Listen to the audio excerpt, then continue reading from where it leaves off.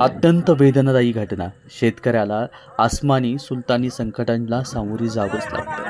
शेती म्हणलं की संकट कधी धावून येईल हे सांगता येत नाही. एकीकडे आपण बघितलं की बैलजोडी नाहीये म्हणून स्वतः शेतकरी अवताला झुपून घेतोय आणि दुसरीकडे बैलगाडीच्या समोरून रानडुकरं जात आहेत आणि रानडुकरांना बैल बुजतात आणि 80 फूट खोल असलेल्या खदानीमध्ये बैलगाडी आणि गाय म्हैस हे 4 जनावरं मालकासकट पडतात आणि मालकाचा जीव वाचतो, शेतकऱ्याचा जीव वाचतोय.